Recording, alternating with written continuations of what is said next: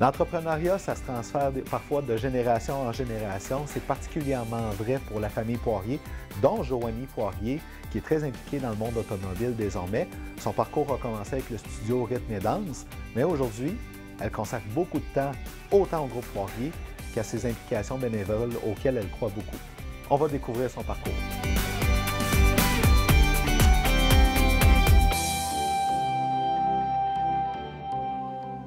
Donc, avec Joanie Poirier, directrice administrative du groupe Poirier. Bonjour, Joanie. Bon matin. Merci pour avoir accepté l'invitation pour partager ton parcours. Un parcours qui est quand même bien rempli. Là. Oui. Ah oui, atypique un peu. Qu'est-ce qui t'a incité à te lancer en affaires?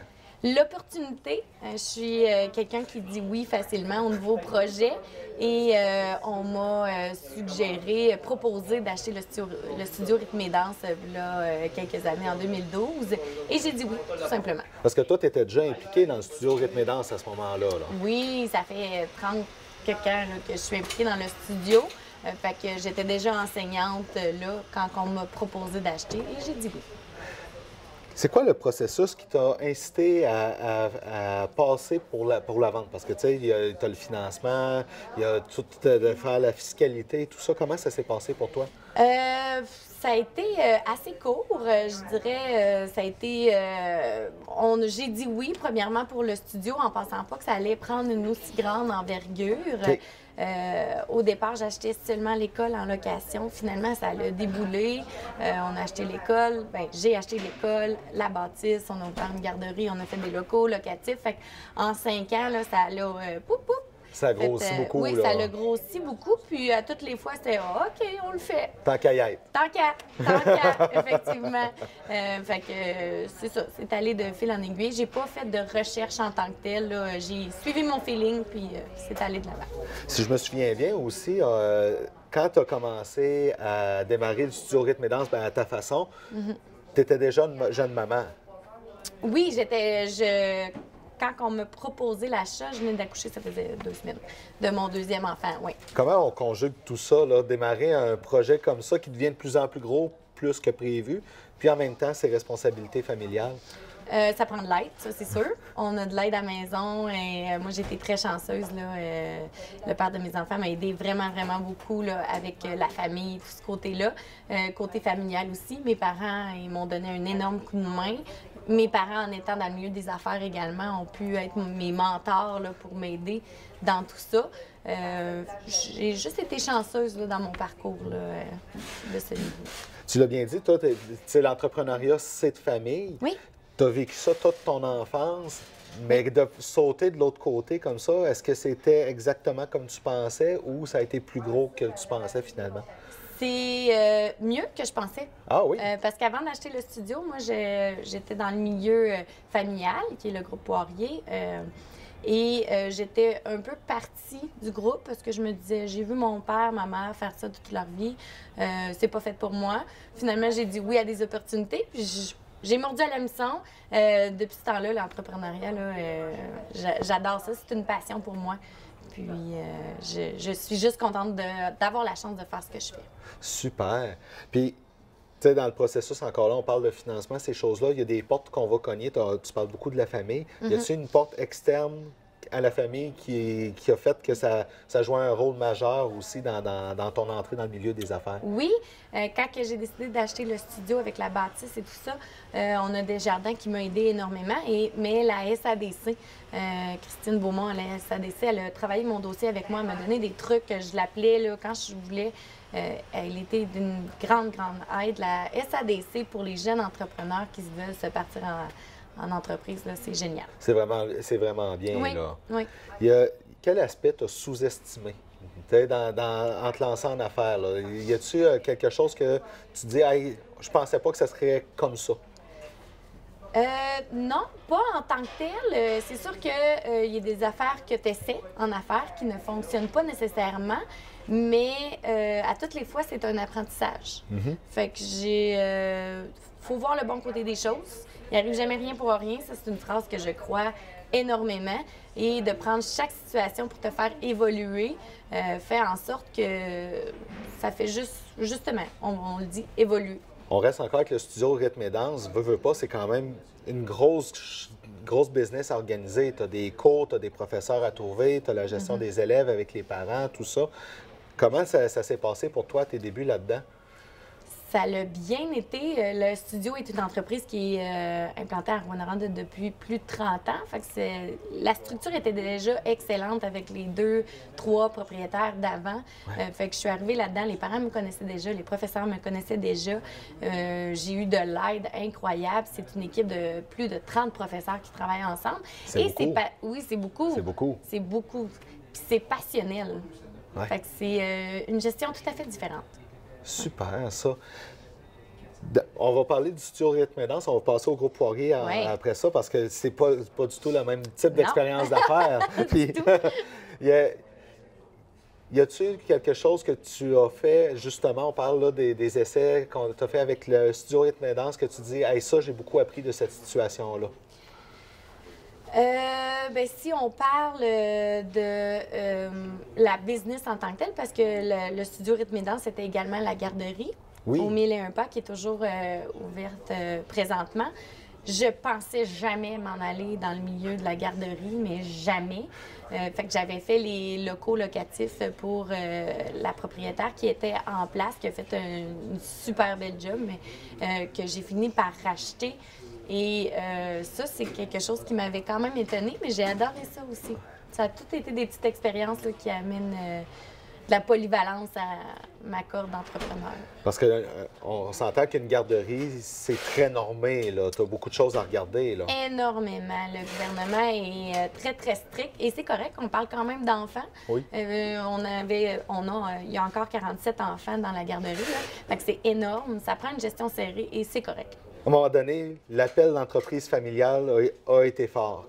Qu'est-ce qui a fait que tu as décidé de transiger vers le groupe Poirier? Encore une fois, c'est une opportunité de projet. Je parlais avec mon frère, là, que je suis en affaires maintenant avec lui, mon frère jumeau Samuel. Et on parlait, lui, il commençait à en avoir beaucoup. Moi, je commençais à vouloir d'autres projets. J'aime les défis. Ça a été lors d'un dîner, puis on a dit, hey, on s'associe. On le fait! On s'associe ensemble, puis on a commencé, je pense, une semaine après. Ah oui, aussi rapide que ça? Oui. Puis là, à ce moment-là, c'est votre père. Lui, il était prêt à laisser aller le bébé, là. Ouais, en 2018, on a fait le transfert d'entreprise, effectivement, aux enfants. Comment ça se passe, un transfert d'entreprise comme ça? Parce que, veut pas, il y a beaucoup de choses à regarder là-dedans. Il faut s'assurer que tout le monde est content là-dedans aussi, là. Oui, ça prend de la communication, ça c'est sûr. Ça prend de l'aide externe et c'est un long processus. On parle de 2018, mais on est encore dans ce processus-là. Veut pas, quatrième génération, on veut être sûr que tout se passe bien. Fait que mon père est là, les aides externes, tout le monde est là pour que ça fonctionne du mieux possible. Puis c'est un milieu aussi qui est très compétitif. Donc déjà là, ça amène autre chose que la passion avec le côté artistique. Et là, un milieu qui est plus de services commerciaux puis qui est compétitif, là. Oui, c'est compétitif, mais en même temps, c'est une belle compétition entre les différents groupes de Rouyn-Noranda.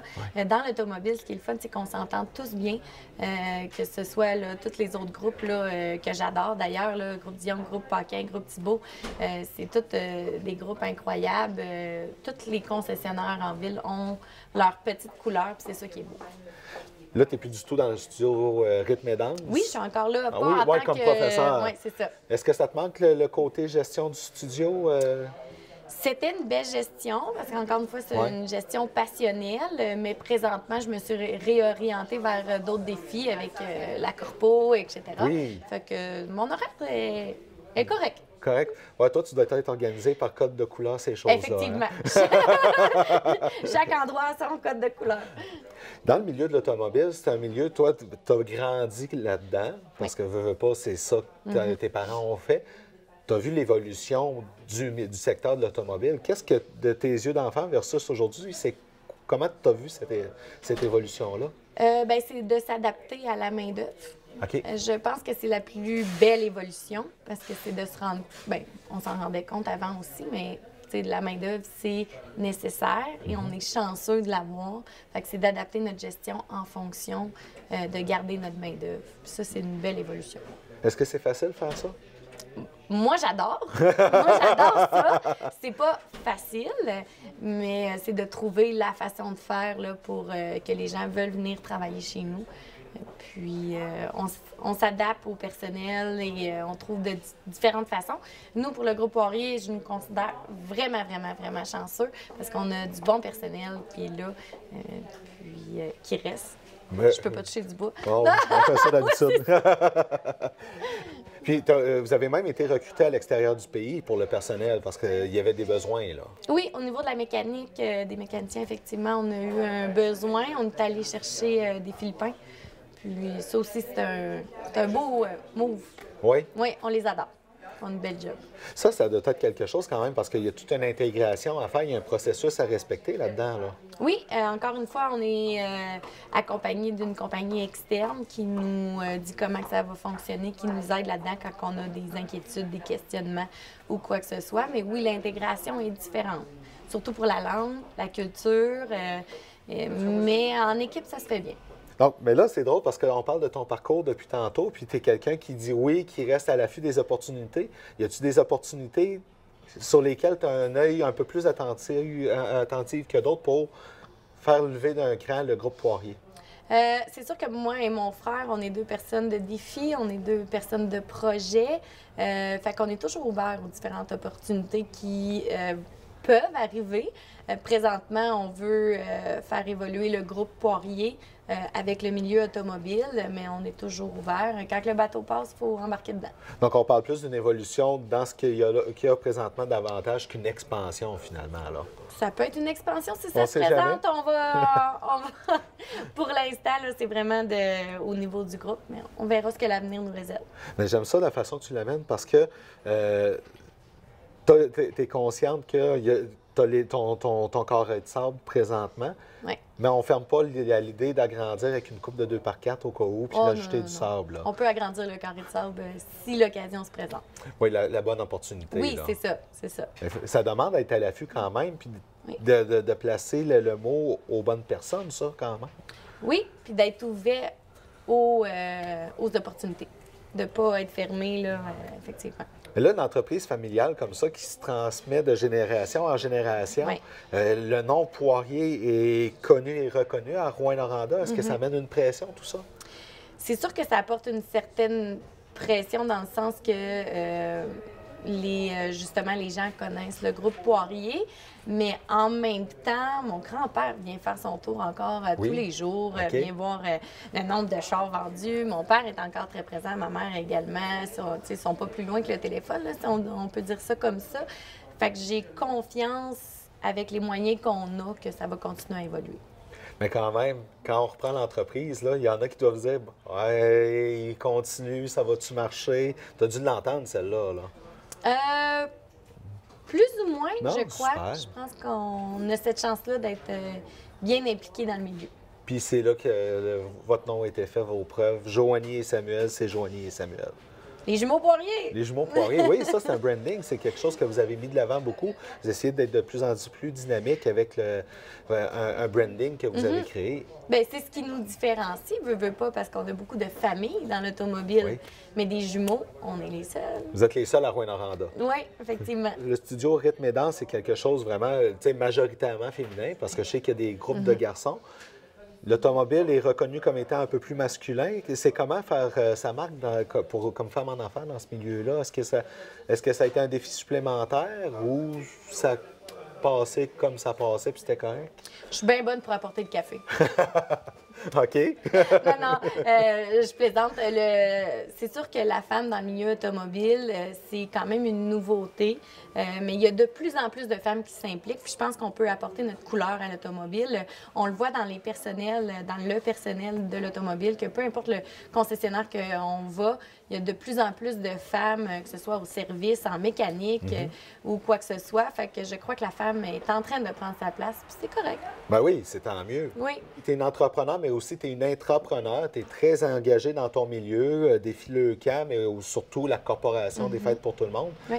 Comment ça a amené la transition à t'impliquer dans la corporation? Parce que c'est quand même une implication qui demande beaucoup de temps, là. Oui, je vais être redondante dans ma réponse, mais on me l'a proposé, puis j'ai dit oui.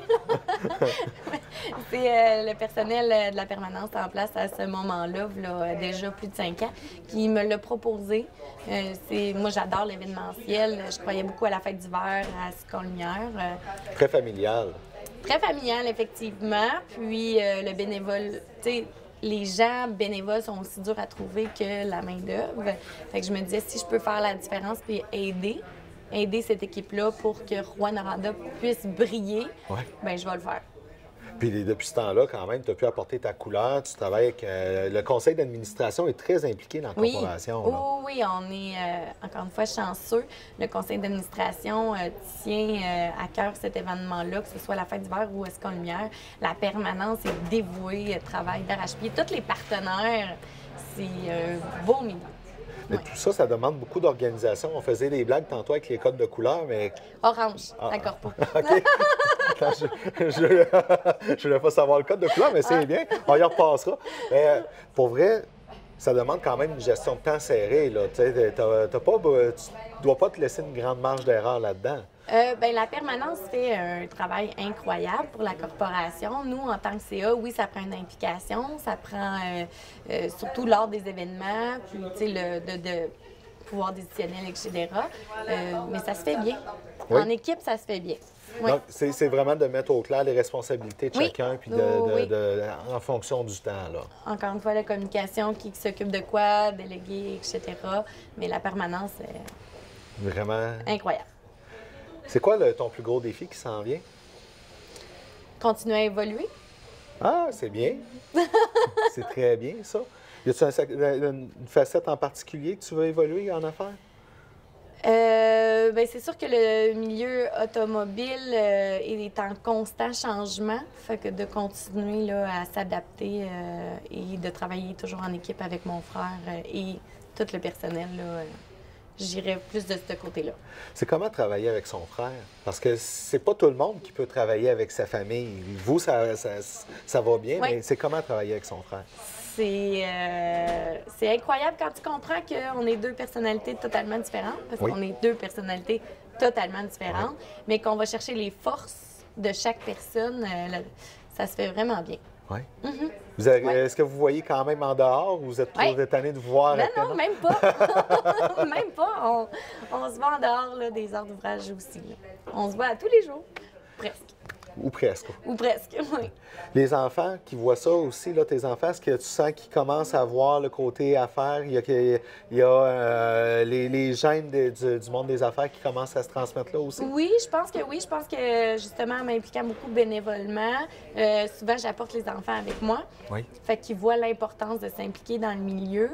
Mais au niveau de l'entreprise aussi, là, surtout mon plus vieux, là, il commence à comprendre. Puis là, il va défendre les marques là, à l'école. Oui, à l'école, là. Ah oui? Ah oui, là. Maman, j'y ai dit que Nissan, c'était une bonne marque. Mais oui, c'est cute. Oui, c'est le fun, ça, pareil, rendu là. Fait qu'on voit que ça a une influence positive sur eux. Oui, là. Oui, très positive. Super. Tu es en affaires? Oui. Les gens, veux pas, en étant en affaires, tu vois un peu le secteur économique. Est-ce que tu as confiance pour l'économie locale pour les prochaines années? Oui. J'ai confiance que ça va continuer à évoluer. Là. On a un bon marché. Puis on a des bons produits en plus. Oui, quand même. Puis même autour de vous, là, tu vois ça grandir, puis ça va aussi là-dessus? Oui, la grosse problématique des dernières années, on en a parlé souvent, c'était la main-d'œuvre. Oui. On a trouvé des alternatives là, avec l'immigration. Je crois que c'est positif. Est-ce que c'est une alternative que vous voulez répéter?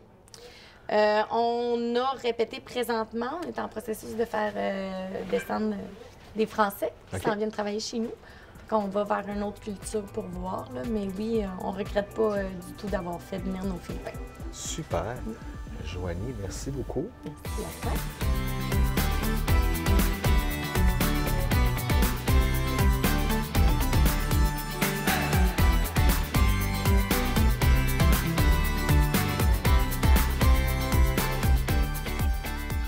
Donc, ici, on est vraiment chez Nissan, le Poirier Nissan, une des entreprises du groupe Poirier. Oui. On va faire le tour vite fait, mais Comment ça grandit, le groupe Poirier? Parce qu'au départ, tu as un garage qui s'est ouvert, mais c'est rendu quand même 5 entreprises là-dedans, là.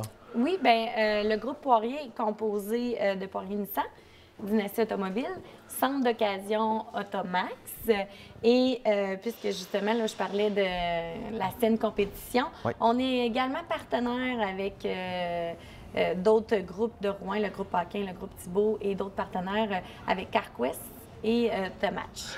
Donc, CarQuest, Automatch, c'est un carrossier. Oui, Automatch en carrossier, CarQuest, c'est un magasin de pièces automobiles. Et il y a mon grand frère qui a Poirier Chrysler aussi, Oui. qui est dans la famille. Ben oui, quand même, c'est le grand Oui, frère. c'est le grand frère. Mais c'est le fun, ça, l'opportunité qu'on parle avec CarQuest, parce que dans le fond, vous avez vu l'intérêt de vous donner un pouvoir d'achat en groupe pour Oui. pouvoir faire des économies en quelque part puis mieux servir. Oui, c'est ça, effectivement, le pouvoir du groupe. Hein? Oui. Combien de véhicules tu as eu, toi? Je me Combien posais. de véhicules Ouais, ouais. j'ai eu? Hey, j'ai commencé, c'est très drôle que je sois en affaires maintenant avec mon frère jumeau, parce que notre premier véhicule à 16 ans Ouais. a été un véhicule commun. On a fait la garde partagée d'une Sentra.